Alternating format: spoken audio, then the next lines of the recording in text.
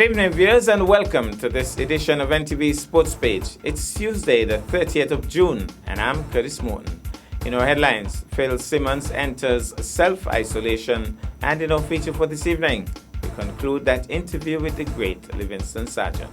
We'll take this break, and I'll be right back.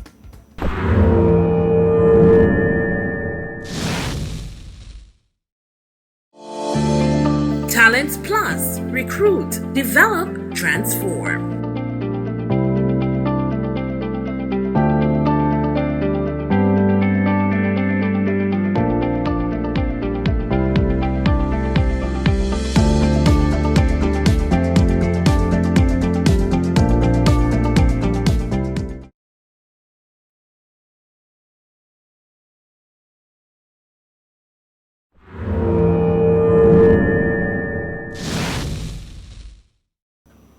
Well, I'm back, and we start with cricket. West Indies head coach Phil Simmons is self-isolating in his Old Trafford hotel room as a health precaution.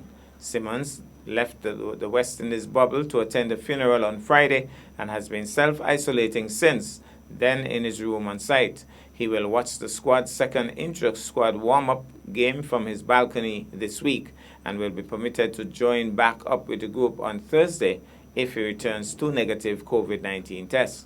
That means that the burden would fall on the assistant coaches, Roddy Estwick and Ryan Griffith, ahead of the 4-day first-class fixture that starts on Monday, with Floyd Reefer helping out as batting coach.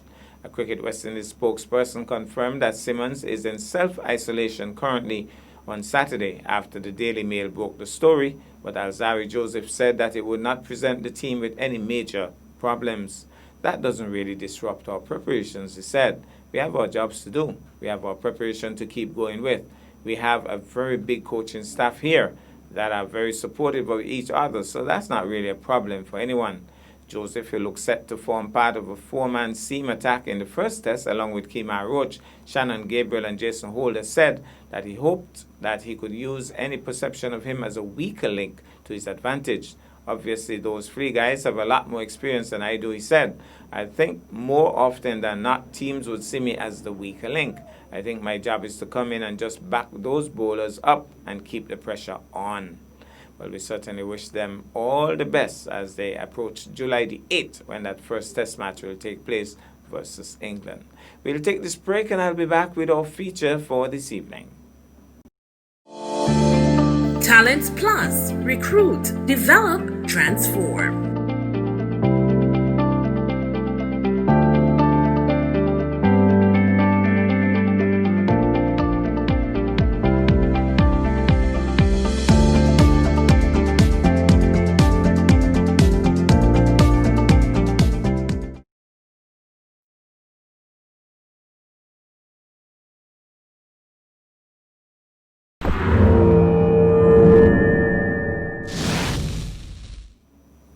Well, I'm back, and tonight we have the conclusion of that interview with former Division superstar batsman Livingston Sargent. Let's take in this. In terms of the fastest bowler you may have ever faced, who might that be? I think it was Ken Jones from England.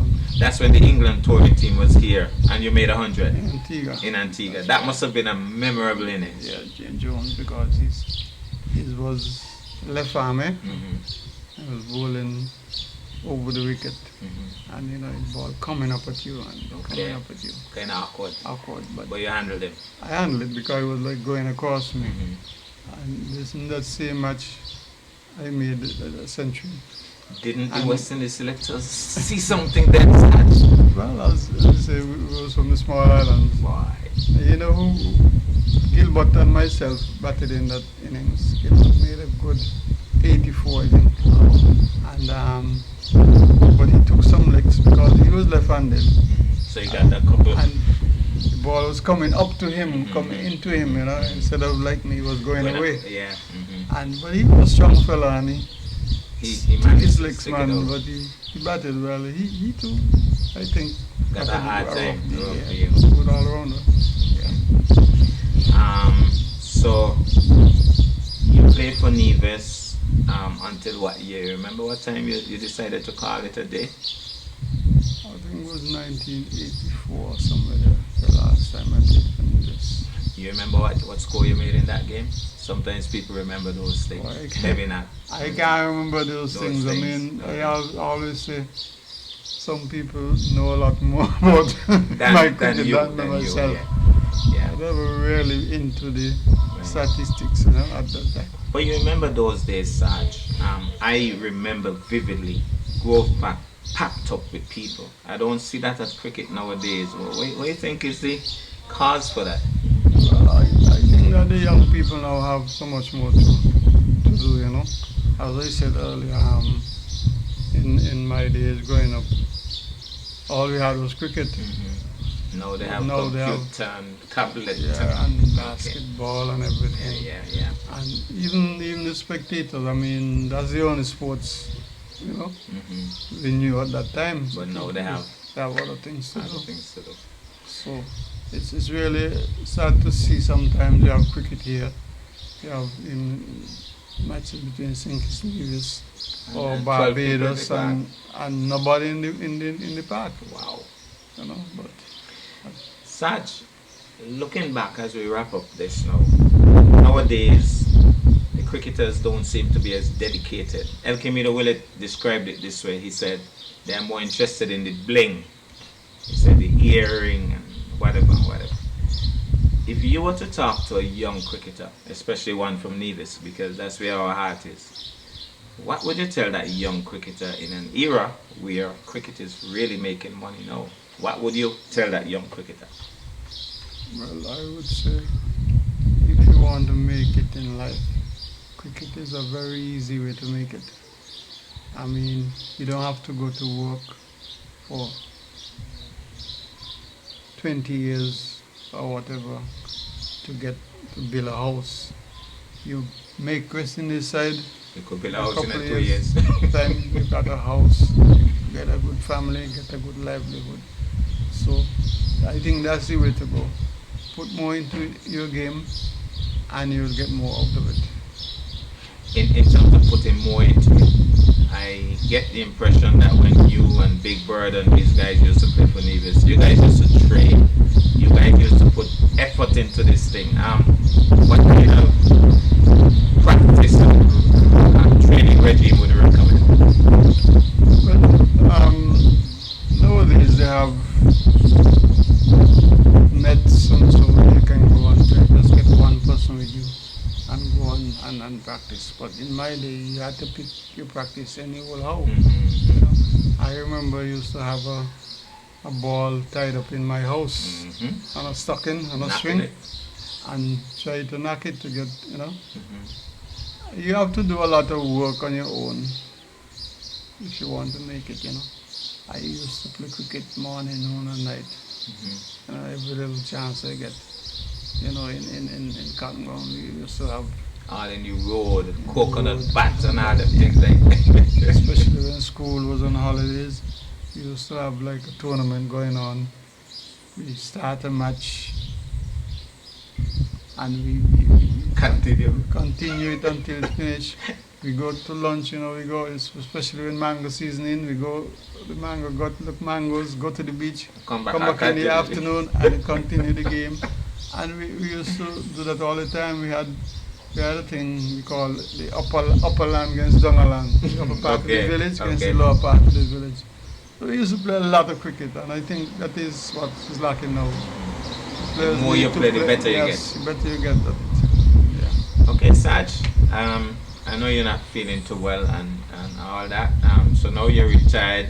You live right here in what we call this Harborview. Yeah. Harborview. And what you do normally now on a routine? You watch a lot of cricket. You do gardening. What you do? Yeah, well, once cricket on, I would You're watch, gonna watch, a yeah. lot. And I do, I look after my plants around my house. Okay.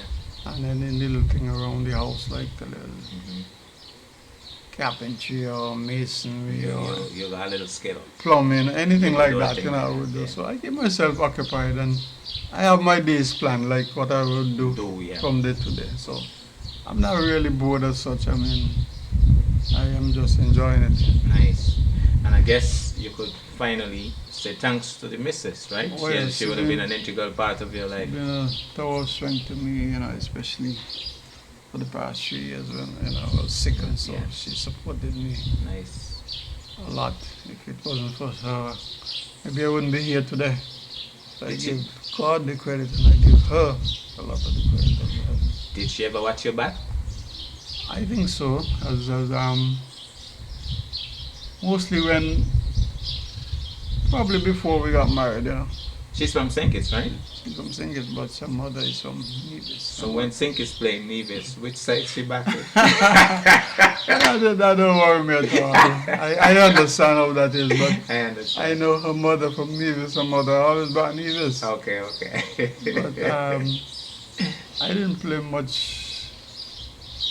Just a short time when I got married. Okay. I got married 74. Oh, okay. So at that time I was like Getting getting out. out. Getting out, yeah. Well, Sarge, I want to thank you so much for spending this little time with us. And folks on Nevis will be watching this. I know you don't come up as often now, but maybe you could just say a final word to the people on Nevis, your people, anything you want to share with them at this point. Well, I just want to thank the people of Nevis for the support over the years when we play cricket. They're always 100% behind Nevis. In those days, the rivalry between Nevis and St. Kitts was very hot, and we weren't lacking the support. The people usually come out and support us 100%. So I just want to thank them and for all the support over the years. You remember Zumba and Martin with the Dali? Oh yes. Can't forget those guys. I mean, especially those guys who lived in St. Thomas. When we playing, they follow us all about. I remember when we had the confusion in Antigua. I forgot to ask These you about guys that. from St. Thomas were there, and they had a shield. We used to play for the Heskett Bell Shield. They had a shield made of cardboard, and the people thought that they said they'd understand we have the shield, so they came for it. They came from by a hotel. And they had Martin and Zumba and all those guys came, to give us all support. And even when we go to St. Thomas, St. Craig's to play, those guys used to support us Nice. a lot, man. So it's just thank all of them for the support over the Sarge, years. I clean forgot. I'm not telling you we done, but that Antigua thing. Just a quick one on that. Jon Howell were batting. Nevis apparently was in a position to probably win the match, if not draw it. What happened? Yeah, we were in everything. I think we had 280 something also to win. We had 180 something or something one. like that for two. For two. And we were in a position to win. Howell was batting beautifully.